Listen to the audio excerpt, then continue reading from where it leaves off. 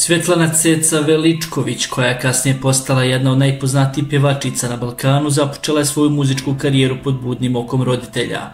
Na svim koncertnim nastupima u početku njeni roditelji Slobodan i Mira pratili su je kako bi se osigurali da je sve u redu, posebno jer je bila maloljetna.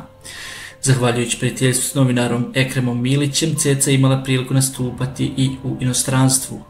Jedna od takvih prilika bila je doček nove godine 1991. u švajcarskom St. Gallenu i austrijskom Bregenzu.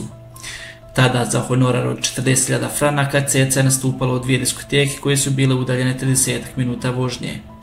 Jedna od diskoteka pripadala je Esinu Samardžiću, a druga njegovom bratu Haretu Samardžiću, bivšem fudbaleru.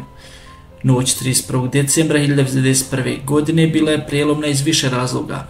Prvi put na njenom nastupu nije bio prisutan njen otac Slobodan, a to je bila i prekretnica u njenom privatnom životu. Tokom decembra 1991. godine Ceca je boravila u Sarajevu kod novinara Ekrema Milića, odakle je otputovala za St. Gallen. Par dana nakon dočeka nove godine njen otac Slobodan nazvao je Milića i vidno uzoren rekao: "Nije meni što se Ceca udala za muslimana, nego što je otišla za oženjenog čovjeka." Slobodan nije bio svjestan da su Ceca i Haro Samardžić već bili u ozbiljnoj vezi koja je trajala pola godine, a da su to krili od svih. Ekrem Milić kasnije otkrio da su Ceca i Haro prema njegovim saznanjima imali prvu bračnu noć 29. decembra 1991. godine u hotelu Holiday Inn. Haro je zbog Cece napustio svoju suprugu Anku, koja je također bila iz Niša. Ceca i Haro su nekoliko godina živjeli zajedno, a njihova idila trajala je do 1993. godine kada se u njihov život pojavio Željko Ražnatović Arkan. U ljeto 1993. godine Ceca i Haro su otputovali u Žitorađu, mjesto gdje su živjeli njeni roditelji. Međutim, par će razdvojiti nepoznati ljudi maskirani u vojničke uniforme. Tokom boravka u hotelu Slavija, Haro je brutalno napadnut i odveden u logor Batković kod Bjeljine, gdje je prošao kroz tešku fizičku torturu. U logoru su ga tukli, držali gladnog i žednog, a težina mu je pala na svega 46 kg.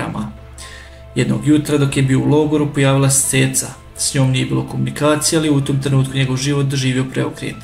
Strpali su ga u džip, a na jugoslavensko-mađarskoj granici Ceca mu je dala 1000 maraka, pasoš i ostala dokumenta, te mu rekla: "Haro, ovo je za tvoj život, ja ostajem ovdje. Ti idi svojim putem, ovako najbolje, ne želim da te nosim na duši."